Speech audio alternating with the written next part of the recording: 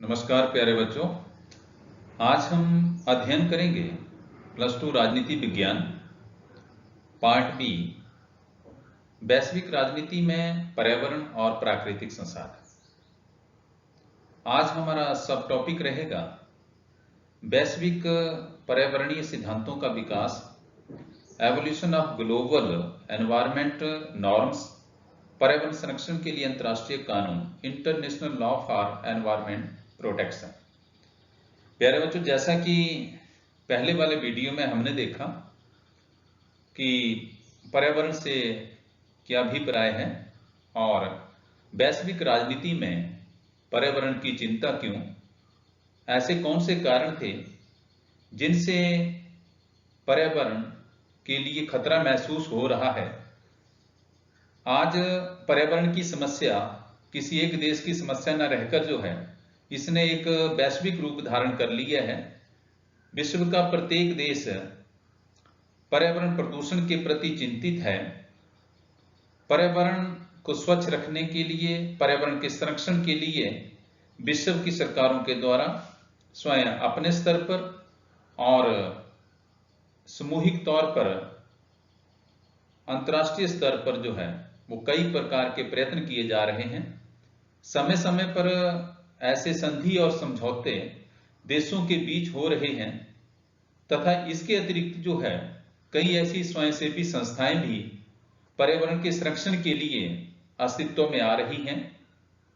तो वैश्विक राजनीति में जो है वो पर्यावरण के संरक्षण के लिए जिन पर्यावरणीय सिद्धांतों का विकास हुआ है या जो संधियां और समझौते किए गए हैं, आज हम उनका अध्ययन करेंगे कि ऐसे कौन से विषय हैं, ऐसे कौन से जो है वो सिद्धांत हैं या अंतर्राष्ट्रीय कानून हैं जिनके द्वारा जो है वो पर्यावरण के संरक्षण के लिए जो है वो विशेष प्रकार की व्यवस्थाएं जो है वो की जाती हैं।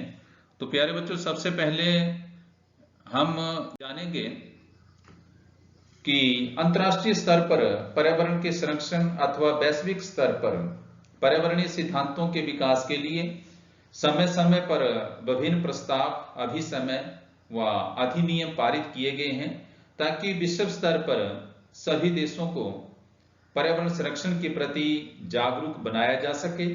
मुख्य पर्यावरणीय सिद्धांतों अथवा अंतर्राष्ट्रीय कानून इस प्रकार से हैं जो कि समय समय पर जो है वो विश्व के देशों के द्वारा जो है वो बनाए गए हैं, संधियों तथा समझौतों पर हस्ताक्षर किए गए हैं।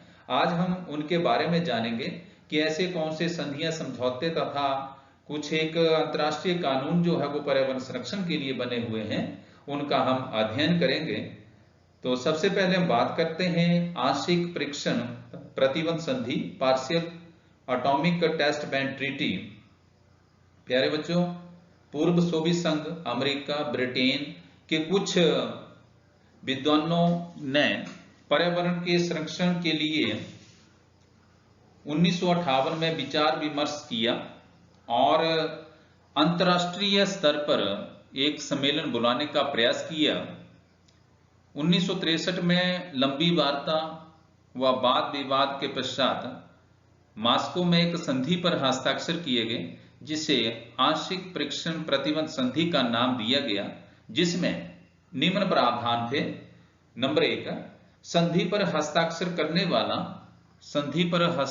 करने वाला कोई भी राष्ट्र वायुमंडल, बाह्य अंतरिक्ष और पानी के भीतर परमाणु परीक्षण नहीं करेगा। इसी प्रकार कोई भी सदस्य राष्ट्र अपने भू क्षेत्रीय तथा खुले समुद्र में परमाणु परीक्षण नहीं करेगा। कोई भी सदस्य राष्ट्र किसी भी गैर सदस्य राष्ट्र को परमाणु परीक्षण करने में सहायता नहीं देगा और ना ही उसे परमाणु परीक्षण के लिए प्रोत्साहित करेगा। तो इस प्रकार से जो है वो सबसे पहले पर्यावरण के संरक्षण के लिए जो है जो सबसे पहले संधि बनी थी वो थी आंशिक परीक्षण प्रतिबंध संधि। इसको जो है वो 1963 में जो है वो साइन किया गया था और इसमें ये प्रावधान थे कि संधि पर हस्ताक्षर करने वाला कोई भी राष्ट्र जो है वो वायुमंडल, बाह्य अंतरिक्ष और पानी के भीतर जो है वो परमाणु परीक्षण नहीं करेगा। इसके अतिरिक्त जो है वो कोई भी सदस्य राष्ट्र जो है वो अपने भू क्षेत्रीय तथा खुले समुद्र में परमाणु परीक्षण नहीं करेगा। कोई भी सदस्य राष्ट्र किसी भी गैर सदस्य राष्ट्र को परमाणु परीक्षण करने के लिए कोई भी सहायता नहीं देगा और ना ही उसे परमाणु परीक्षण करने के लिए प्रोत्साहित करेगा। उसके पश्चात नंबर 2 पर परमाणु अप्रसार संधि, non nuclear proliferation treaty 1968। America, Britain, Soviet union ने मिलकर 1968 में परमाणु अप्रसार संधि पर हस्ताक्षर किए थे। तो परमाणु अप्रसार संधि कब अस्तित्व में आई थी? 1968 में। इसमें कौन कौन देश भाग ले रहे थे? अमेरिका, ब्रिटेन, सोवियत यूनियन ने मिलकर जो है वो 1968 में 1968 में परमाणु अप्रसार संधि पर हस्ताक्षर किए थे। यह संधि 1970 में लागू हुई। इसमें निम्न प्रावधान थे। नंबर 1, परमाणु शक्ति संपन्न राष्ट्र परमाणु शक्ति विहीन राष्ट्रों को परमाणु तकनीक व क्षमता प्राप्त करने में किसी भी तरह की मदद नहीं करेंगे। एक प्रावधान यह था। दूसरा था, परमाणु शक्ति संपन्न राष्ट्र परमाणु शक्ति विहीन राष्ट्रों की परमाणु युद्ध होने की स्थिति में रक्षा करेंगे। परमाणु शक्ति विहीन राष्ट्रों को शांतिपूर्ण उपायों के लिए परमाणु शक्ति के प्रयोग की जानकारी व उसकी तकनीक परमाणु शक्ति संपन्न राष्ट्र उपलब्ध करवाएंगे। परमाणु शक्ति विहीन राष्ट्र अपने परमाणु संस्थाओं के निरीक्षण के लिए तैयार होंगे। तो इस प्रकार से परमाणु अप्रसार संधि जो थी वो 1968 में अमेरिका, ब्रिटेन, सोवियत यूनियन ने जो है वो मिलकर इस संधि पर हस्ताक्षर किए थे और ये संधि जो थी 1970 में लागू हो गई थी। इसमें मुख्य प्रावधान ये था कि परमाणु शक्ति संपन्न राष्ट्र जो है वो परमाणु शक्ति विहीन राष्ट्रों को परमाणु तकनीक व क्षमता प्राप्त करने में किसी भी तरह की मदद नहीं करेंगे और परमाणु शक्ति संपन्न राष्ट्र परमाणु शक्ति विहीन राष्ट्रों की परमाणु युद्ध होने की स्थिति में जो है उनकी रक्षा करेंगे और परमाणु शक्ति विहीन राष्ट्रों को शांतिपूर्ण उपायों के लिए परमाणु शक्ति के प्रयोग की जानकारी व उसकी तकनीक जो है वो परमाणु शक्ति संपन्न राष्ट्र उपलब्ध करवाएंगे। इसी प्रकार से जो है परमाणु शक्ति विहीन राष्ट्र अपने परमाणु संस्थाओं के निरीक्षण के लिए जो है वो तैयार होंगे। अब उसके पश्चात हम बात करते हैं ब्रुसेल्स कन्वेंशन 1969। समुद्र में तेल से होने वाले प्रदूषण की रोकथाम के लिए 1969 में ब्रुसेल्स कन्वेंशन पर हस्ताक्षर किए गए। इसमें यह प्रावधान था कि कोई समुद्र से तेल निकालते समय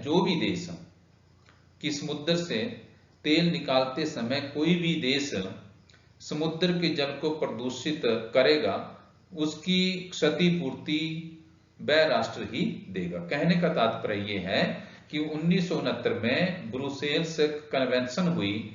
उस कन्वेंशन में जो है वो ये प्रावधान था कि समुद्र से तेल निकालते समय जो भी देश जो है वो समुद्र के जल को प्रदूषित करेगा तो उसकी क्षतिपूर्ति जो है वो संबंधित राष्ट्र के द्वारा ही की जाएगी। नंबर 4, खुले समुद्र में परमाणु परीक्षण पर प्रतिबंध संधि, nuclear test ban treaty in open sea. 1970 की यूएनओ की महासभा में खुले समुद्र में परमाणु परीक्षण पर प्रतिबंध लगाने के लिए एक प्रस्ताव पारित किया ताकि समुद्र की जीवित प्राणियों की रक्षा की जा सके।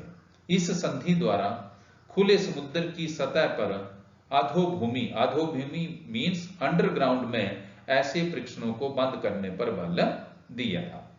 ठीक है, खुले समुद्र में परमाणु परीक्षण पर प्रतिबंध संधि 1970 की यूएनओ महासभा में जो है वो इस संधि के लिए एक प्रस्ताव पारित किया गया ताकि जो है प्रावधान था कि समुद्र की जीवित प्राणियों की रक्षा की जा सके।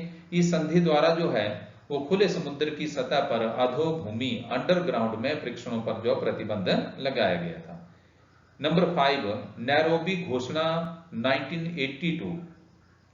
केन्या की राजधानी नैरोबी में 1982 में एक अंतर्राष्ट्रीय विश्व पर्यावरण सम्मेलन यूएनओ की महासभा के आह्वान पर बुलाया गया, जिसमें आह्वान किया गया कि वर्तमान तथा भावी पीढ़ियों के लिए पर्यावरण संरक्षण करना सभी राज्यों का जो अब उत्तरदायित्व है।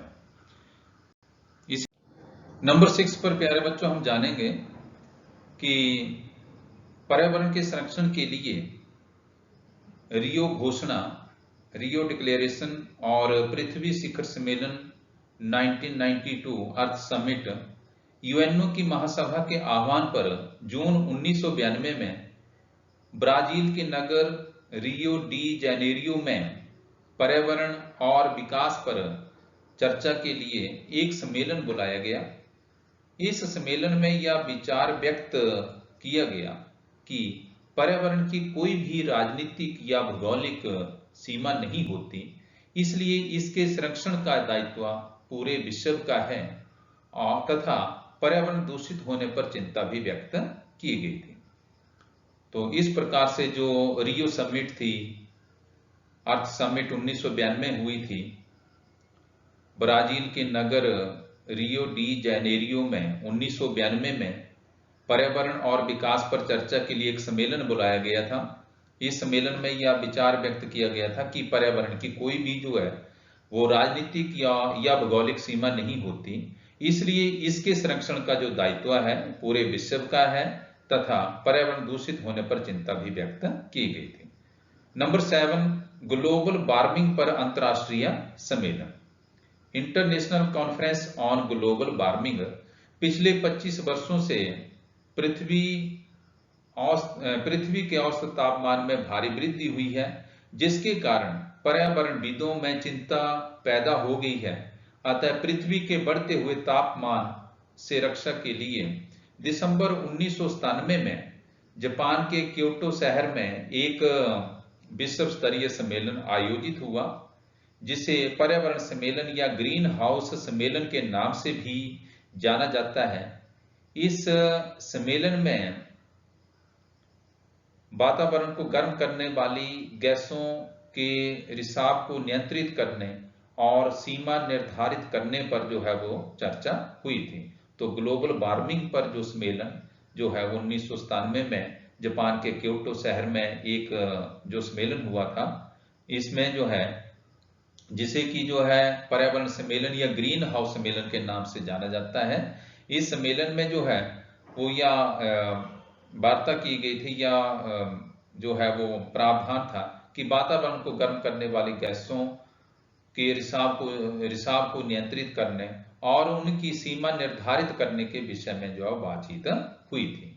तो इस प्रकार से ये सभी ऐसे अंतर्राष्ट्रीय जो है सिद्धांत थे या अंतर्राष्ट्रीय कानून थे जो कि पर्यावरण के संरक्षण के लिए जो है वो जारी किए गए थे, जो कि विभिन्न देशों के द्वारा जो है वो आपस में वार्तालाप करने के पश्चात जो है बातचीत करने के पश्चात जो है वो इनका निर्माण किया गया था। इनके बारे में हमने चर्चा की। प्यारे बच्चों, जैसा कि विश्व आज कोविड-19 के दौर से गुजर रहा है, हमें इससे कैसे बचना है, आपको क्या क्या उपाय करने चाहिए, जैसे कि आपको जो है वो मास्क पहने, उसको जब भी आप कहीं बाहर जाएं, भीड़ भाड़ वाले स्थान पर जाएं तो मास्क का अवश्य प्रयोग करें, और जब भी आप कोई कार्य समाप्त करें तो उसके पश्चात अपने हाथ आप जो है वो बार बार धोएं, कम से कम 20 सेकंड तक जो है वो धोते रहें। और इसी प्रकार से जो है वो आप हैंड वॉश का प्रयोग करें और सोप का प्रयोग करें। और जब आप कहीं आप खांसते हैं, छींकते हैं तो उससे जो है उसमें जो है वो आपने जो है वो सावधानियां बरतनी है, ताकि जो है वो हम इस कोविड-19 जैसी महामारी से जो है वो बच सकें। प्यारे बच्चों, आज हमने इस वीडियो में जाना कि पर्यावरण के संरक्षण के लिए जो है वो अंतर्राष्ट्रीय स्तर पर विभिन्न देशों के द्वारा जो है वो कौन कौन से प्रयास किए गए हैं। इनको आपने वीडियो को अच्छे ढंग से देखना है और जो वर्कशीट में क्वेश्चन दिए गए हैं वो आप बच्चों ने जो है वो वीडियो को अच्छे ढंग से सुन के जो है उनको सॉल्व करना है। धन्यवाद।